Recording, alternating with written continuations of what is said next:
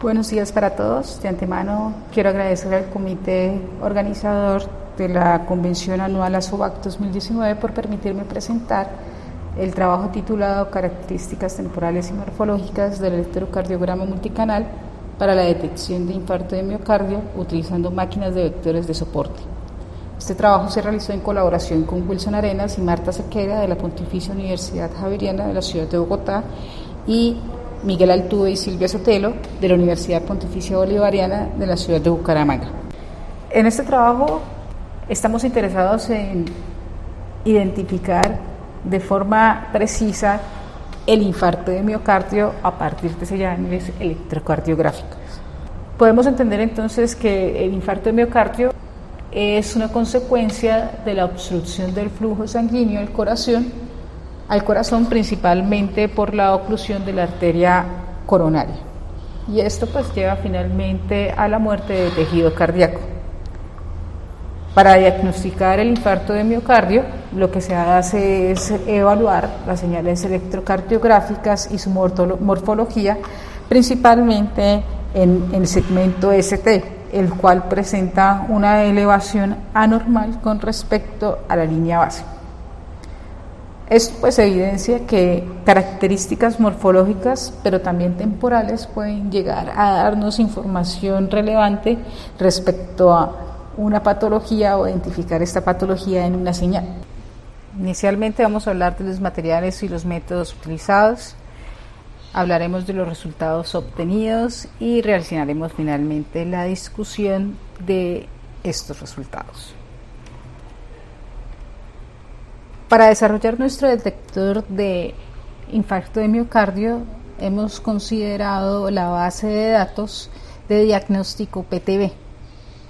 Esta base de datos se caracteriza por tener señales de ESG de 12 derivaciones que son obtenidas a través de sensores localizados en el tórax y en las extremidades, teniendo en cuenta entonces así un registro más amplio de lo que ocurre con actividad eléctrica del corazón. El detector de infarto de miocardio basado en máquinas de vectores de soporte se consideraron 3 etapas principales. La primera, la de alineación del electrocardiograma, posteriormente el entrenamiento del detector de infarto de miocardio basado en máquinas de vectores de soporte a partir de las características morfológicas y o temporales extraídas del conjunto de electrocardiograma seleccionado, y finalmente la clasificación de los registros del electrocardiograma que fueron considerados para la prueba. Es importante tener en cuenta que la base de datos presenta anotaciones respecto a un diagnóstico de sujeto sano y sujeto con afección a miocardio. Esto nos permite entonces desarrollar técnicas de aprendizaje automático supervisado, como en este caso corresponde a las máquinas de vectores de soporte.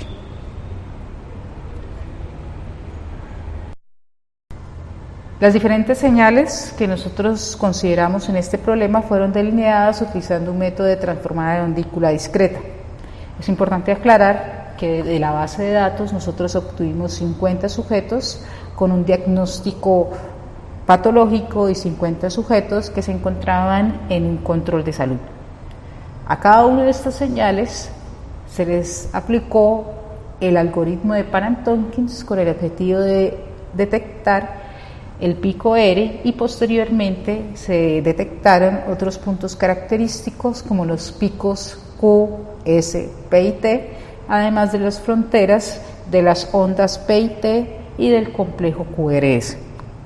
Al comparar los diferentes puntos característicos de cada una de las derivaciones, encontró entonces que se presenta una variabilidad significativa y por lo tanto fue requerido establecer un umbral para seleccionar cuál de estos puntos hace parte del promedio o pueden considerarse puntos anómalos, los cuales serán eliminados. El umbral pues estableció entonces que debe ser valores que se encuentran distanciados a 1.5 veces el rango intercuartil, de modo que de esta manera, al excluir estos puntos anómalos, podríamos calcular el valor promedio de los puntos restantes. En la figura podemos observar entonces el caso particular para la onda T. Nosotros encontramos entonces la posición final de la onda T y encontramos dos puntos anómalos que se encuentran fuera de ese umbral establecido de 1.5 veces el rango intercuartil. Estos puntos fueron descartados y con los puntos restantes de las 10 derivaciones se obtuvo un valor promedio. Posterior a la extracción de los puntos característicos de las derivaciones del SQ, se procedió entonces a establecer los intervalos temporales de interés. En este caso es la duración de la onda P, la duración del complejo QRS y del complejo STT.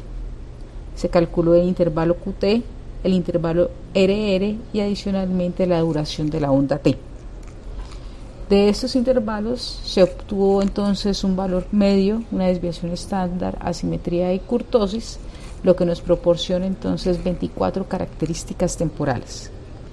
Es de resaltar que se realizó una operación de normalización con el objetivo de que la duración del ciclo cardíaco no influenciara las medidas de los diferentes intervalos temporales establecidos.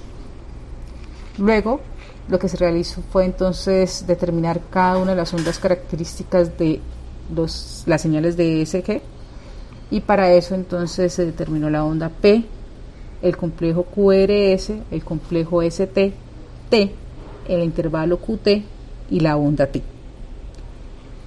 Esto nos permitió entonces cuantificar características morfológicas tales como la amplitud, el área bajo la curva, el valor medio, la desviación estándar, la asimetría y la kurtosis. Esto entonces nos dio 288 características que corresponden a 6 operaciones realizadas sobre 4 porciones de las señales ECG en las 12 derivaciones del electrocardiograma.